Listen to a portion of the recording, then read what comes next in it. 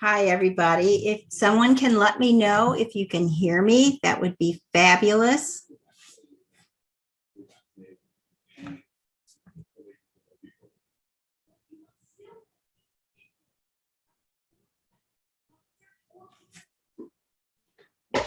We're going to get started. Again, if somebody can let me know if you guys can hear me, whether you're on Zoom or you're on YouTube live, that would be wonderful. I would really appreciate that.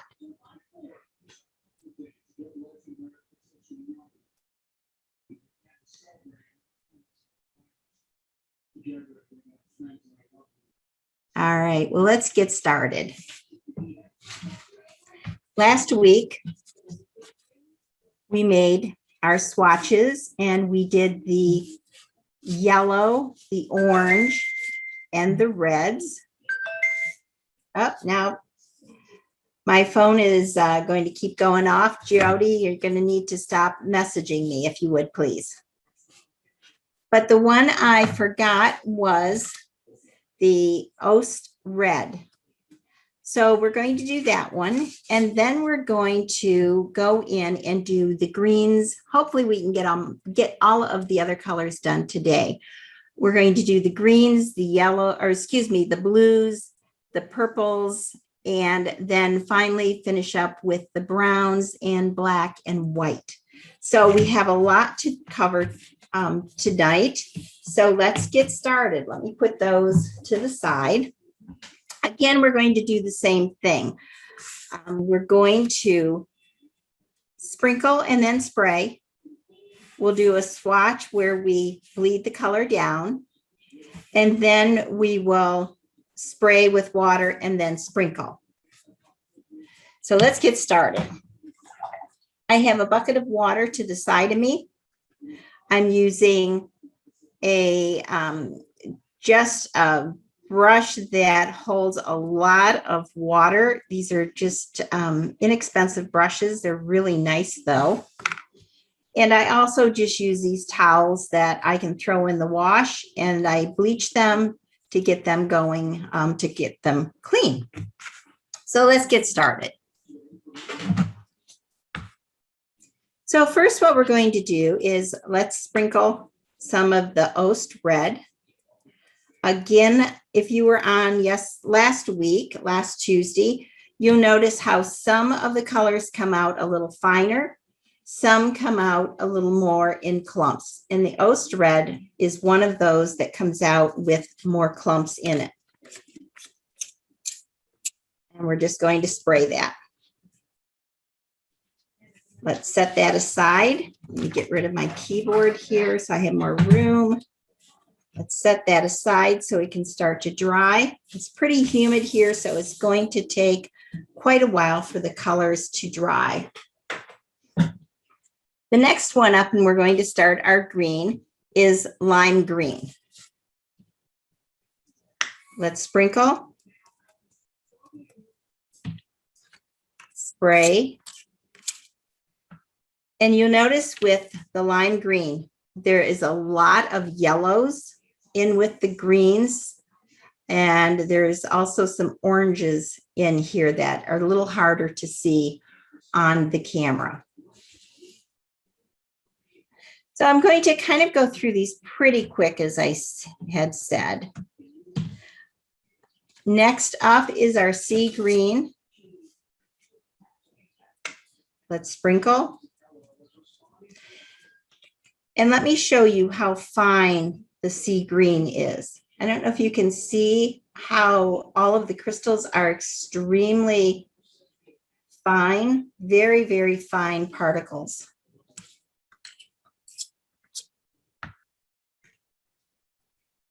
You can see the blues and the greens in this one. Our next up is our leaf green. Let me clear this off. Trying to not get too much cross-contamination. So we're doing leaf green. Also, as anybody that's on the YouTube channel, if you can give us a thumbs up for the Fine Art Cafe Academy and also subscribe, that would be fabulous. So the leaf green is a lot like the lime green, only it doesn't have as much yellow as the lime green, but it has a lot of the same colors, more of the blues in it, which is really, really a pretty color, because you can get with the blue, if you're doing leaves in a tree and you're sprinkling, you can get some depth because of the blue that's also in there. So next is our emerald green.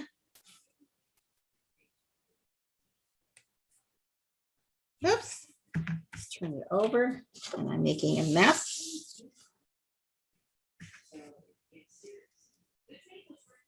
Again, this is very fine. I don't know if you can see the orange colors that are in this one.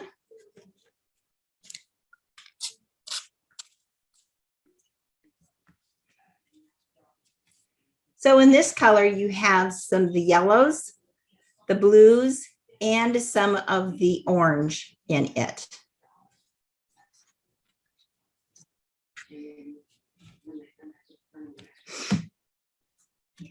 Now, I really like this next color, and it's the olive green.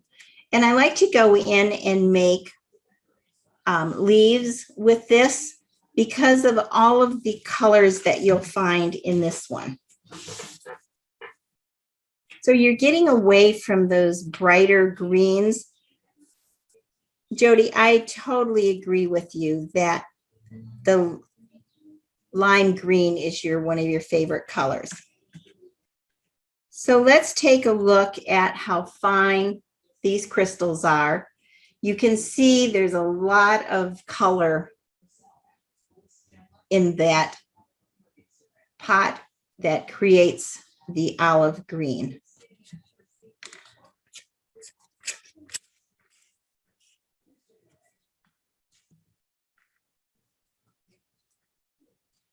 So with the olive green, you have the darker greens, the blues, and look at the oranges that are in that color. It's so organic. I love it. Our next one up is our moss green. Let's flip this over. Now, moss green is not one of my favorite colors. You can see this one comes out. It's a little more of a clump.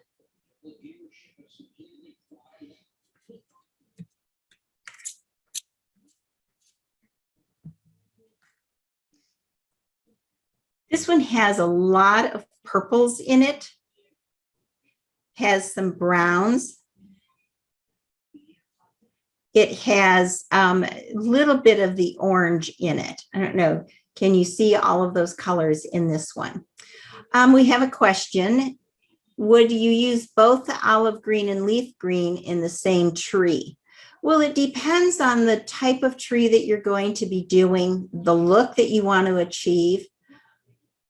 You definitely could. If you wanted a lot of that purple in your tree, then you could definitely use some of this moss green. If you wanted more of the orange color, then you could use the olive green. It really goes on to what the look that you're trying to get.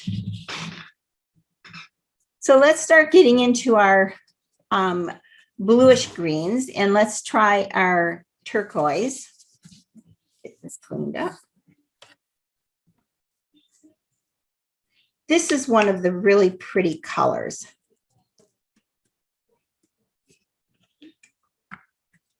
You can see how fine, and boy, they just roll around. It's a very hard crystal in this one. They really roll as I'm moving them and picking up this piece of watercolor paper. The paper I'm using is the same paper that I used last week. It's the Stonehenge Aqua paper, and it's their cold press, so there's a little bit of tooth to it. But you can see now, what I can't tell you is that little dot of red, if that's cross-contamination, that there was a piece of the red on here, which it could have happened, or if that was in the pot. You know, there's so many colors that are in these little pots. So now I'm going to start running out of room here. Get rid of some stuff. All right. This is another one that I use a lot, Ultramarine. It's a really pretty color.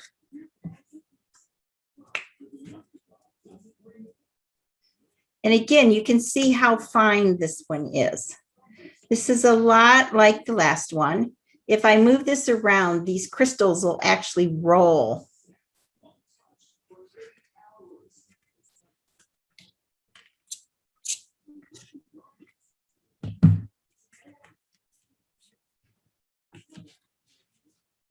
Look how cool that is with the blues and the purples in it. There's just a lot of variation of colors in that one.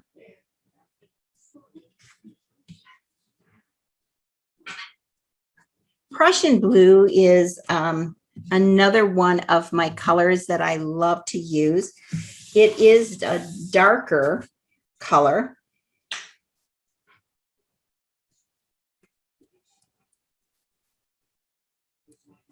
It's very fine. It doesn't roll as much if I pick up the paper. There's a few pieces that are rolling.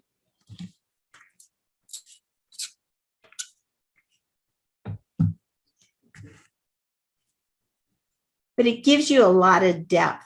There's a lot of dark value in this one, and it also bleeds out lighter. So there's a lot of depth in this, this little pot of wonderful Prussian Blue.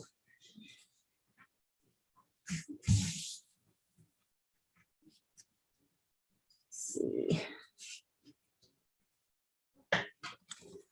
The next one is Oast Blue. And does anybody have an idea what Oast Blue stands for? I looked it up a long time ago, and I can't remember now what it is. I'll have to look it up and put that in the comments. This one is very, very fine. I don't know if you can see how fine those crystals are. And again, this one moves around a lot. In fact, I've got it all over my board now. What doesn't help, it's pretty warm here today. And I have my fan on overhead, and I'm going to be wearing these crystals. But you can see in this one, all of the purples that are in there, along with that blue color.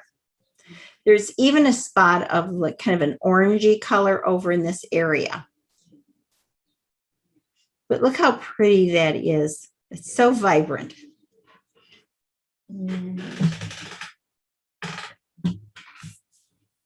Boy, we're just moving right through today. Okay, Jody says the scientist who discovered the pigment, she thinks, but needs to Google it. Oh, for the Oast Blue, yes. There's something with the scientist that discovered, excuse me, that color. But yeah, we'll have to Google it and check. Let's see. So this is the cobalt blue. And where's my cobalt blue? Here it is.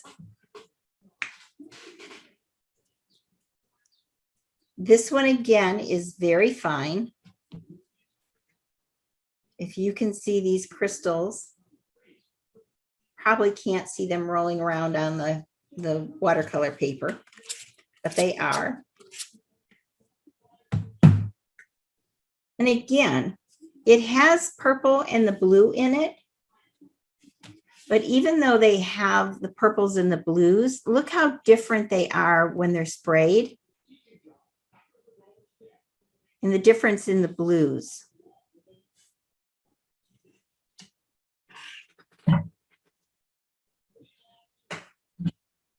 And let's get into our purples now. And I use a lot of purple and the violet.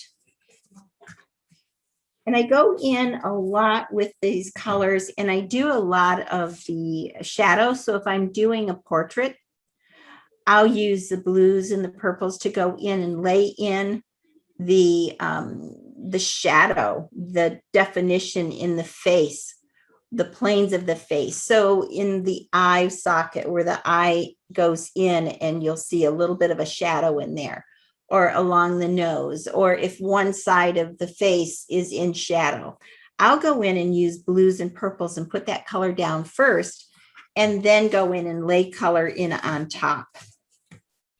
Okay, so let's do the violet first.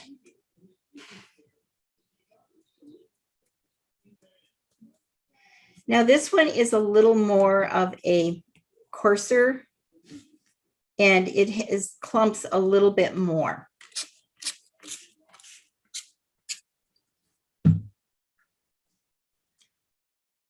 Now, isn't that a pretty color if you're going in and doing an underpainting, and that's part of the shadow? It really pushes that part of the face back, or in a, say you're doing a landscape and you want some depth in trees, using the purples, the violet and the purple, or the blues in there are the same concept as the color green, where we had more of the blue in it. And I'm really running out of space. So this one is the purple.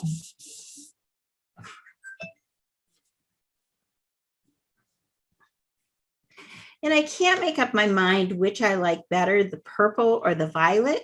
I think it really kind of depends on what the painting is going to be. Again, I'm only using just a tiny bit, but you can see this has more clumps in it than the other violet had. And again, this is the purple. So you can see it has some of those same colors as this one did, but it has more of the, what you call that, magenta, the red in there. So it's so different in how each one of these little pots are made and the coloring that's in them.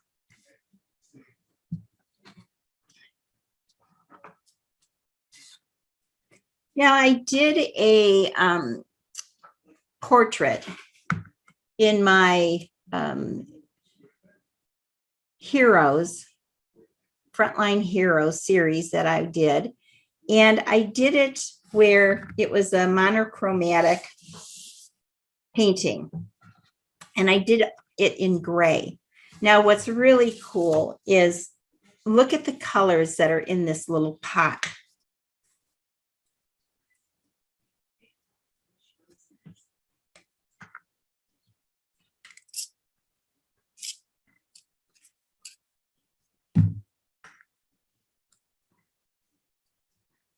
You have reds in there, along with your grays. There's blues in there. There's yellow in there. And in doing that portrait, those colors all came out. And if you want to see the Frontline Heroes series that I did, it's on the janhackettart.com. And you would just go to the Frontline series, and they're all there, and you can see the portrait. So even though it's monochromatic, it really isn't, because it has all of these amazing colors within that pot.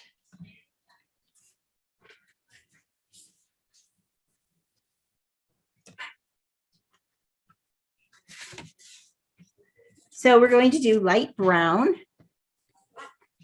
And I don't use the browns a lot. As you can see, some of the pots aren't as dirty looking.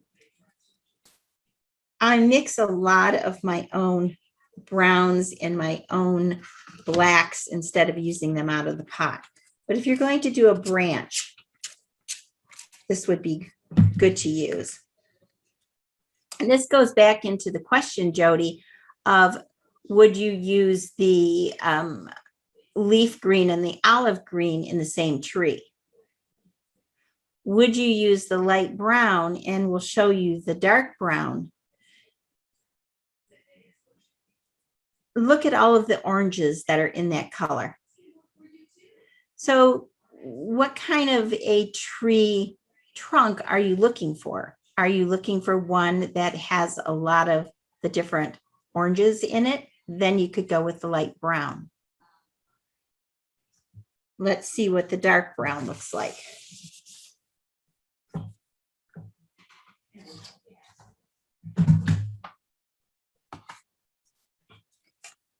And let's pull these over.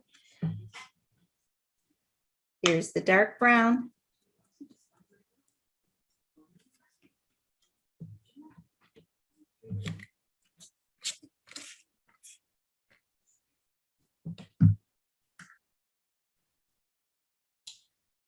This compared to this one. This has yellows in it and oranges.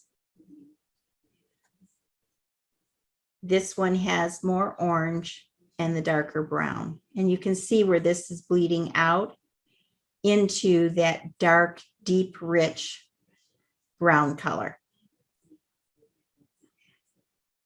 And Jody's saying the light brown looks like more fall leaf colors. It does.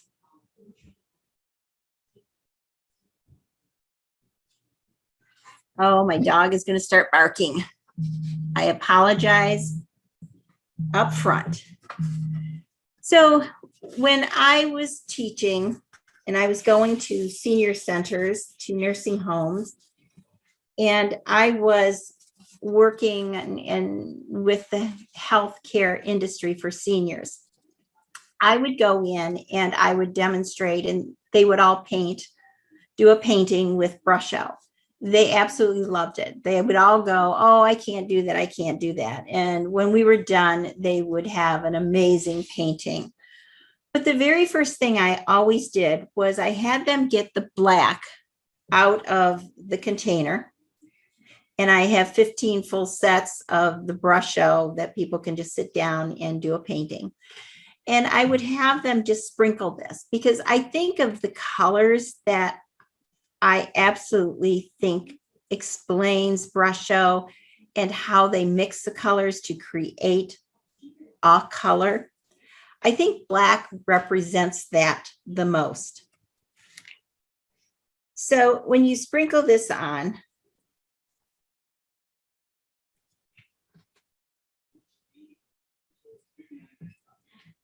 and then you spray it.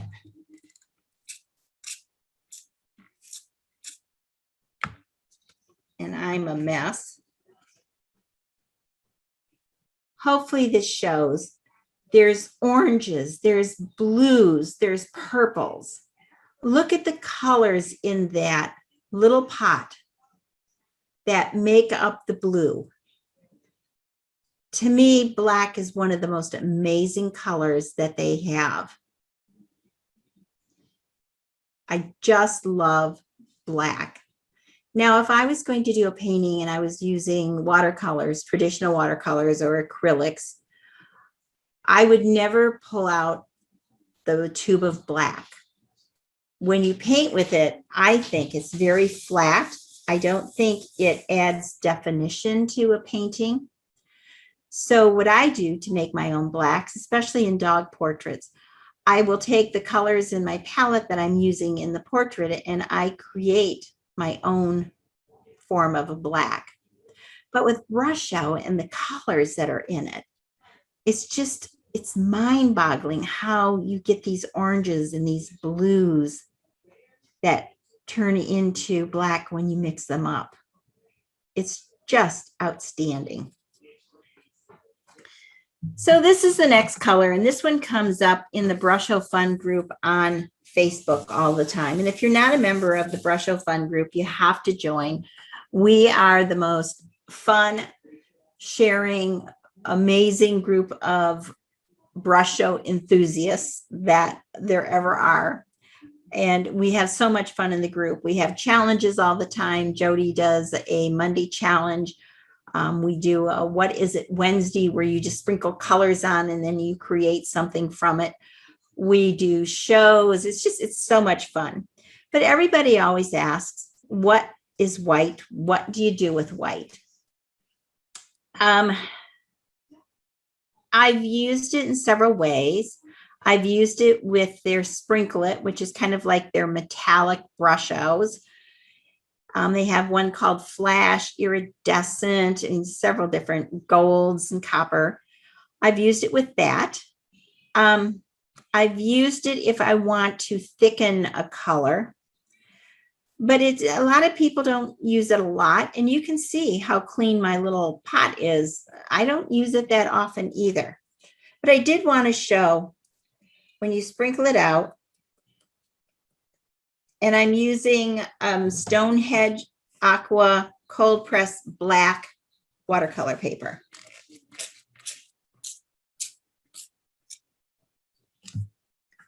But when you sprinkle it out, it dissolves, but it's not very thick. So if somebody has a way to really use it, I would love to know too. And we can share and really investigate it. I don't know. It's kind of a fun, odd color. It's not a color, actually. White is not a color, but it's kind of a fun thing to use occasionally. All right. So we're going to let these kind of dry.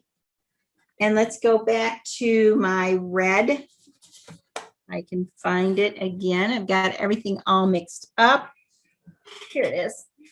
And let's do like we did last week, and let's go through, make a mess. Let's sprinkle a little bit on the board.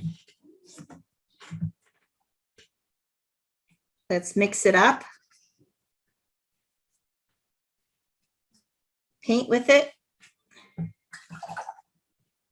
Bleed it down, just so we can see how light we can get that. Oh, there goes my dog. I told you she's going to bark and growl.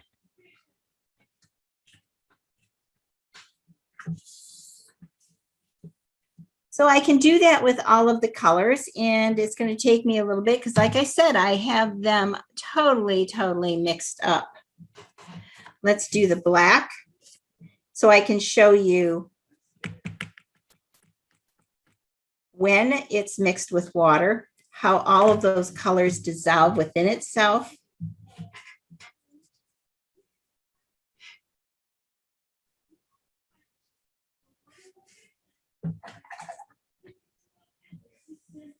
But you will get, as you pull it down, some of those colors that bleed through. So it's pretty cool color, even when you dilute it and use it that way. So you know what? While I have this, I'm going to flip this over. And what I want to do is on the bottom side,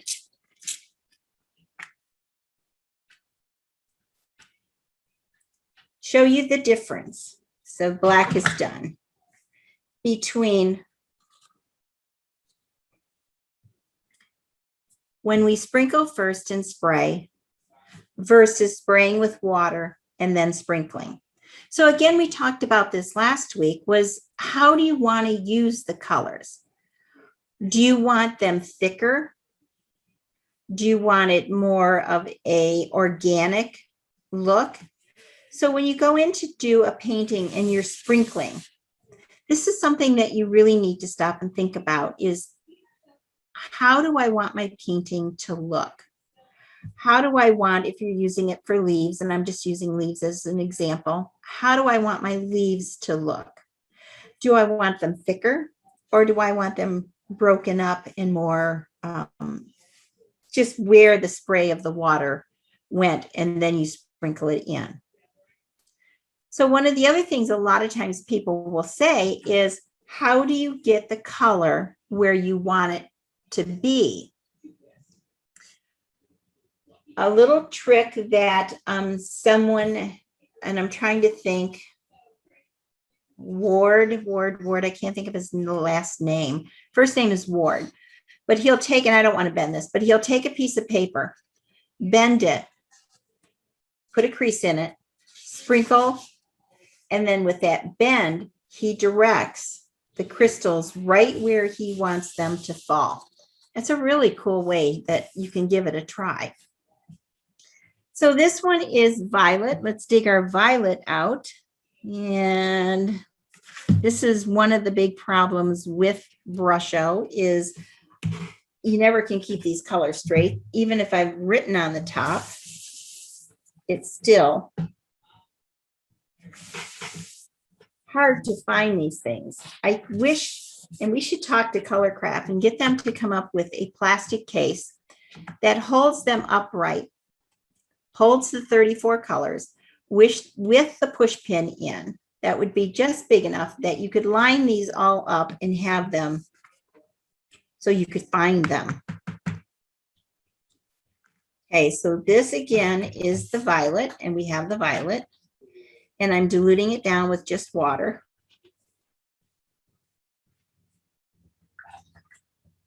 And then I'm bleeding it down so you can see how light it gets. And while we're working on this one, let's turn it around. Let's spray it with water first. And we're getting some cross contamination, that's okay. And then sprinkle it. So again, you can see the difference. This has more mass to it. This is more, let's say, organic, spread out, because it's only hitting where the water is and activating on your watercolor paper where the water is, those little droplets would be. So let's, next up, let's do the purple. And where's my purple? Purple. Here's my purple. Clean the board off. I like these boards. I call them an alligator board. They're plastic. They have the ridges through, and I can bleach this board, clean it off. I used these when I was working with my seniors. I would bring them home. They would be covered with Brusho from the seniors working on them. And I would just hose them down in the sink. If they were really stained, just bleach them. So these are so nice to work on. Let's do our dilute.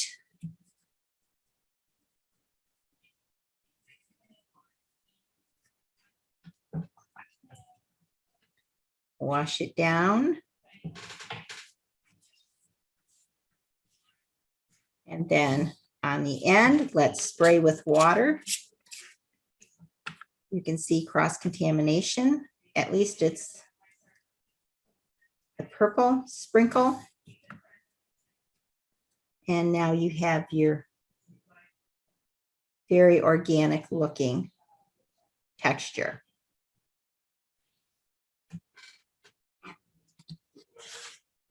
Let's do the light brown. So I have space here.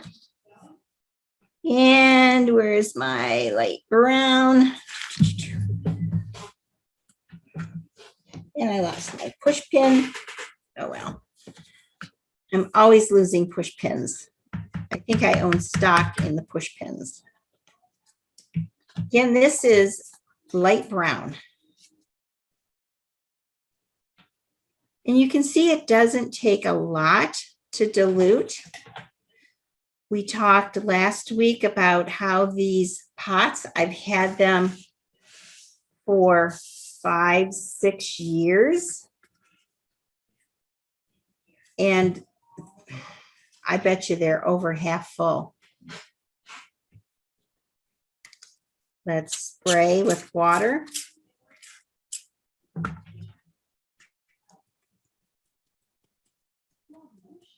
And sprinkle.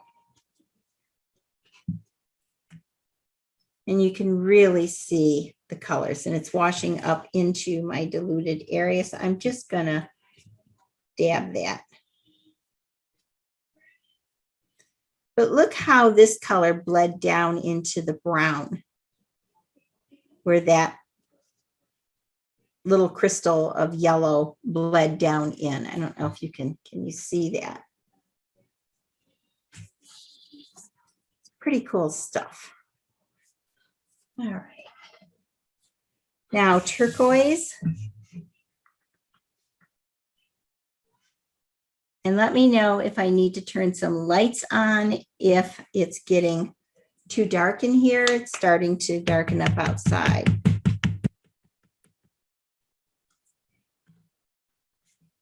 One thing too you want to do is, and I'm just been throwing my brush in my bucket of water. You probably don't want to do that. It's not a really good idea to let good brushes, even your inexpensive brushes, to just sit in water and to soak up the water. I've had brushes that they swell and the ferrule that's around is metal, and they'll split that and loosen it up so that they get really loose.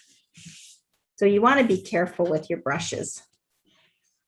So this side I'm going to spray first.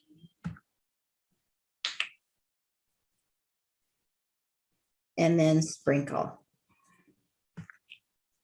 So you can see some of them, like this turquoise, they don't mix quite as much when they hit the water. That's why I like to do the swatches. You can see where it's sprinkled into my wet area. But that's why I like to do the swatches, is because I can take this and I can look at it and I can say, do I want more of this look? Or do I want more of the look where it's not as blended together?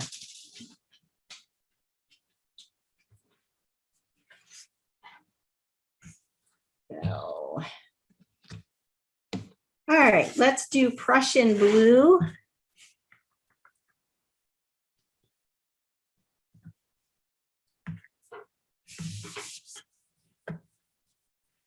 Now we're going to let these dry, and next week we will come in with our bleach and water. And I think I still have some Melton, which is from the UK. And we talked a little bit about it last week, but Melton is baby bottle sterilizer. And you can get it in a liquid form over there, or you can get it in the tablets. And I have tablets. So I'm going to mix some of that up when we first start to show you. I just drop it in water. And then we're going to make lines to show what colors you can bleach, what colors you have to worry about real staining. So we're going to do that before we move on and we actually start talking about creating a painting. And then as we go through the series, we're going to, we'll actually end up doing a painting, which is going to be a lot of fun. So Nancy says she loves that purple. Yeah, isn't it? It's the violet. Here's the purple. Isn't that great? It's just so pretty. And Jody says the new art term, brushochromatic. That's very true. That's a good term, Jody. I like that. So this is the ultramarine. And let's grab my Ultramarine. Here it is. And I apologize. They're not in any kind of order. You can see how when I first started with that, there was purple, which has the purple in here, but when you mix it, you kind of lose the purple in this one. Oops. So let's turn this around, put the towel over it a little bit, spray, and then we're going to sprinkle.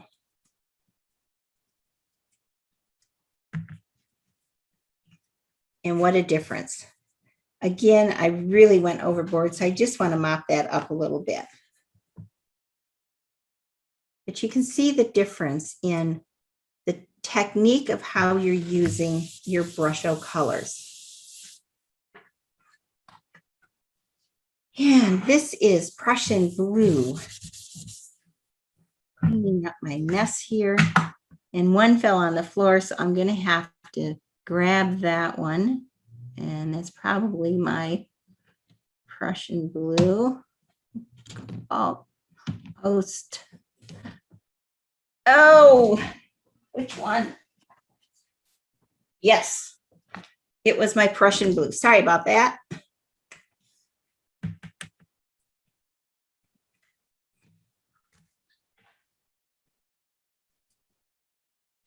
Oh, we did the line already. That's why it went rolling off. I was doing that already.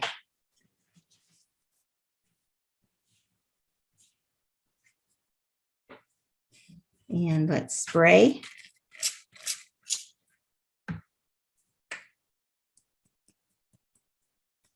And sprinkle. Now, depending on how you want it to look is how close you're going to sprinkle also. So you can see how this is just picking up where I sprayed. Okay, I'm like, have colors everywhere. Let's try our dark brown. So who is like me that you have a heck of a time with finding the colors that you want? Anybody else like me?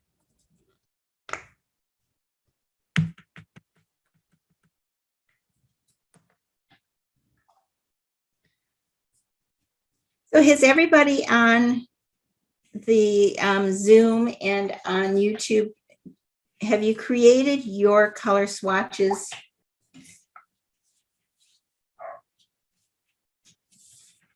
If you haven't, I really suggest that you do. I think it makes such a difference in your paintings because you can look and see what you have, how they react, which I know I keep saying that, but it makes such a difference. And then you also can know, do I want to spray heavy or do I want to try and spray more lightly? So this is my gray. Jody says she has, let's see, Nancy, you're on. Have you, you've done your swatches also?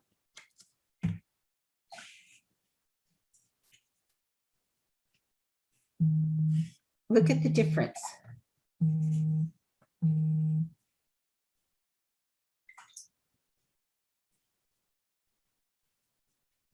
Now, to me, that's so much prettier with the colors than when you dilute it. But it depends on what you're looking for. Let's spray and sprinkle. And I know, Jody, you did, because you took my Creating Magic with Brusho course. And in there, we go over and we do the color swatches. But look at the difference here with the spray.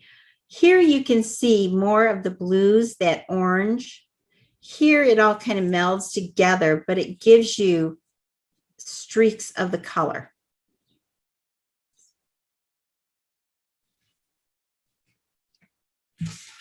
And this is our leaf green, one of Jody's favorites.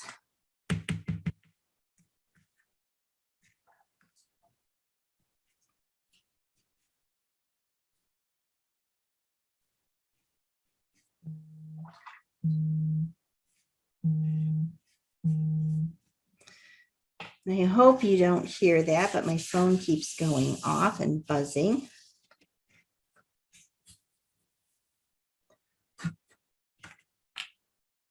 Normally I let these dry in between, which really makes a difference with the cross-contamination, because you're going to see a lot of cross-contamination on this one.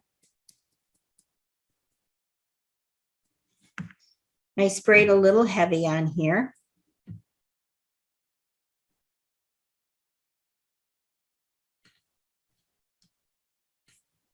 See if I can get some of this mess up. The other thing, as I said, my fan is on, so that's going to cause some of the crystals blowing around. Here is our lime green.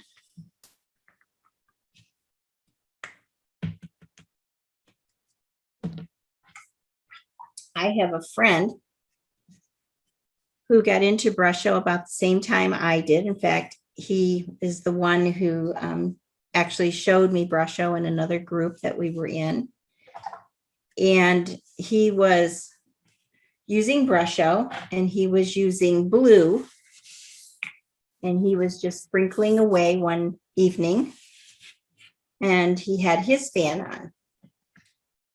He tells me when he went to wash his face that night, his face turned blue. Oh, there's my line. So you do have to be careful.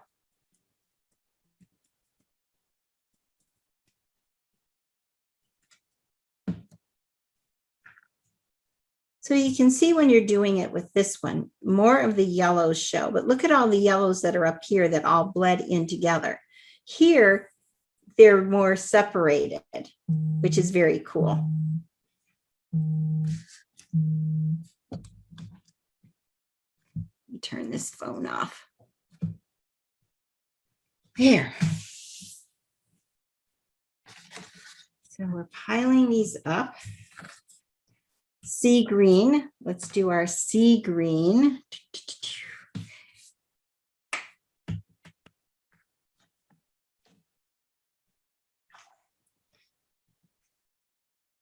Isn't that a pretty color?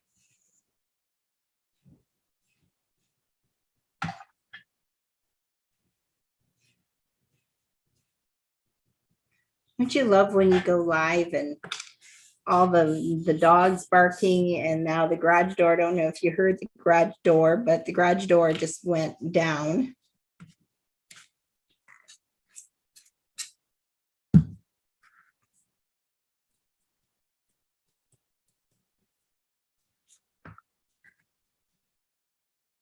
But how pretty that would be if you're going to do, say, a boat going through water, and you wanted to have the waves coming up. Look at the variation in colors that you're getting with this. And it almost looks like a wave here. Very cool.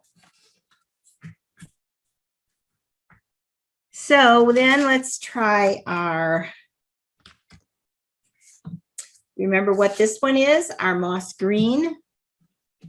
This is probably one of my least favorites of the colors.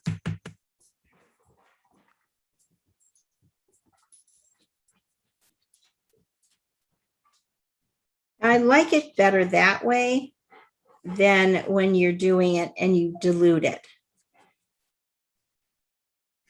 There's something about it that I think it loses something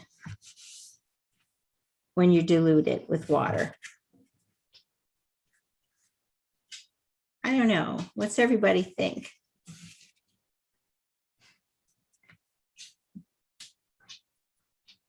Let's spray it.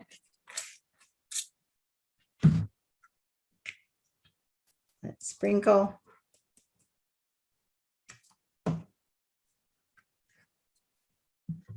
And now you get those blues. There's some green, orange in there. There's some pretty colors in there. Just not a fan of it diluted down.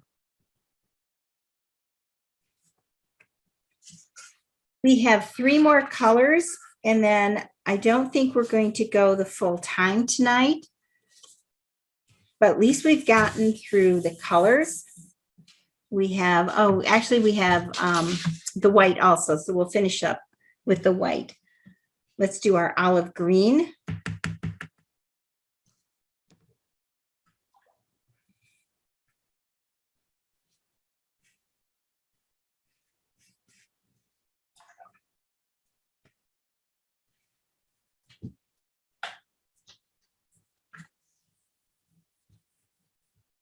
And then let's spray it with water. And look at the oranges that come out that way.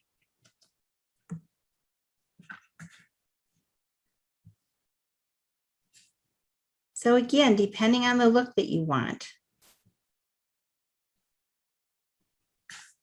it really makes a difference. Oh, we have more colors. I lied. We have more colors over here to do. This is the Oast green. And I know this gets a little bit blah after a while, just doing these and, you know, watching the colors. But if you really back up and you look at the colors that come through, even when you dilute some of these, how that purple came through in there. I think it's kind of interesting in how they all, different ones work. Here's my Oast green. You can see how fine that comes out. That is just so, so fine when you sprinkle it out. Big difference in how some of them sprinkle.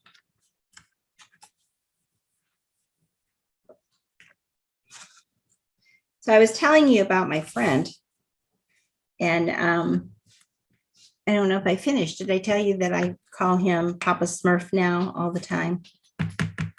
Because when he washed his face turned blue. This is the cobalt blue. Look how dark and rich that is.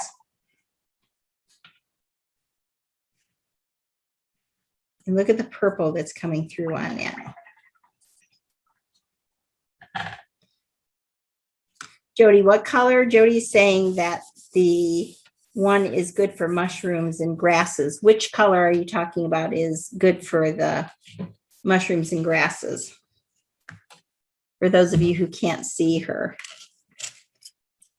what she's typing.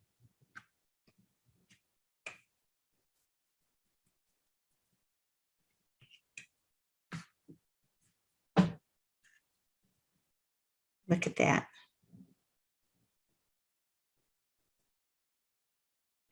Now, when these are all dry and when we have everything completed with the bleach and everything, what I will do then is put them on a ring.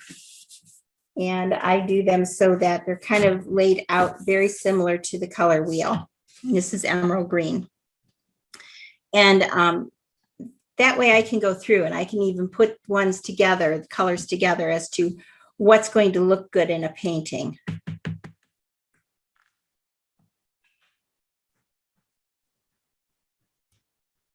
The one you said looked the least like, I think it was moss green.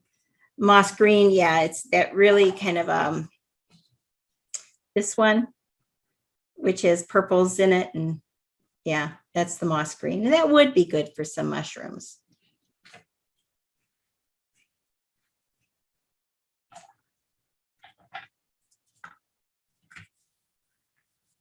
And as I promised you, we're getting close to the end here.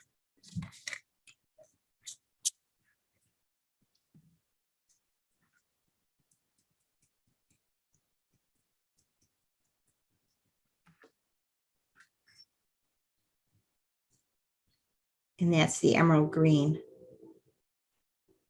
You can see the oranges and the yellows in it. All right, we are down to our red, if I can find it. Green, violet, here it is. And let's just spray it.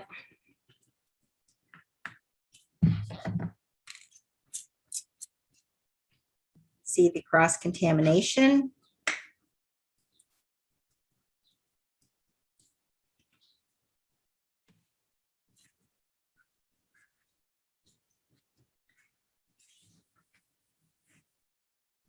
You can see how different that looks.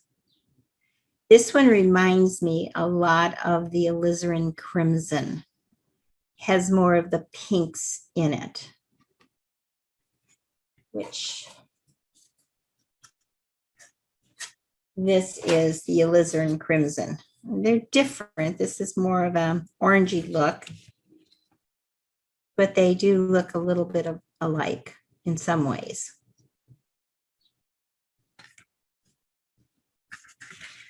Now you can see how these have bent because they're so wet and it's so humid here. But sitting over the week to dry,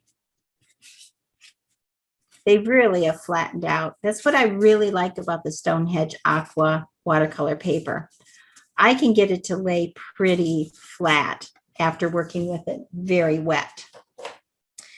All right, our last one for this evening is our white. Again, this is the Stonehenge Aqua 140-pound cold press black paper. It's a very soft paper. I would never tape this down with Scotch tape or masking tape or painter's tape. When you take it off, even if you pull it off at an angle, it picks up some of the fibers.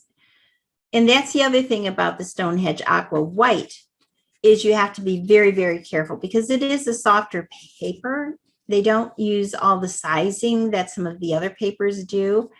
And you have to really pull your tape at an angle so that you don't lift any of the fibers off of the white. So let's find our white finish up for the evening. Here's our white. And I want to thank you all for hanging in there with me. And my pot of water is really dirty. So I don't want to mix this with the white because it's going to come through with those colors. So what I'm going to do is I'm just going to spray, try and clean my brush out some, get it as clean as I can. Just spray some water down, mix it up. And I think I need more white. It takes quite a bit of the white to make it thick, and you can see the powder flying.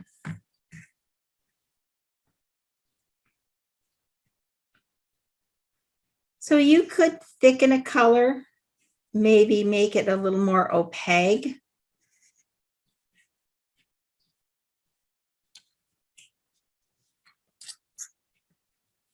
And let's just pull it down. And then let's spray it first and sprinkle the white on just to see the difference that it makes.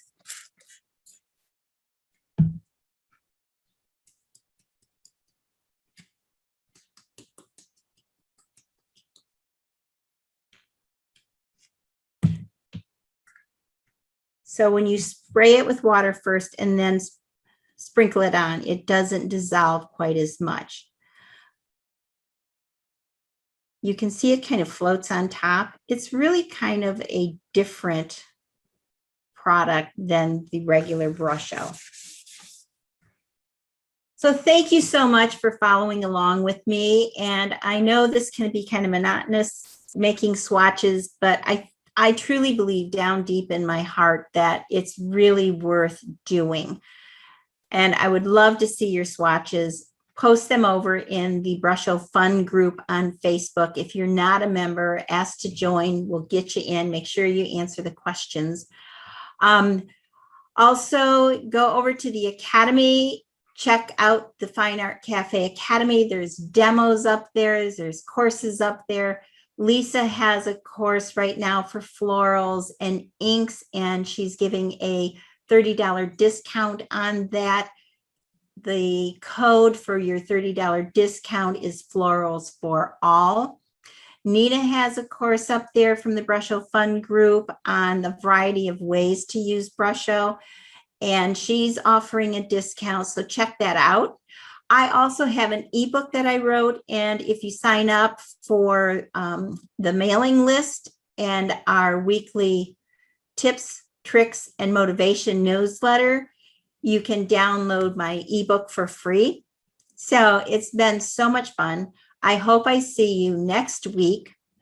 Be sure to stop back. We're going to play with bleach and Melton. So thank you, everybody. Thanks for being here, and have a wonderful, amazing rest of your week. Bye, everybody. Thank you.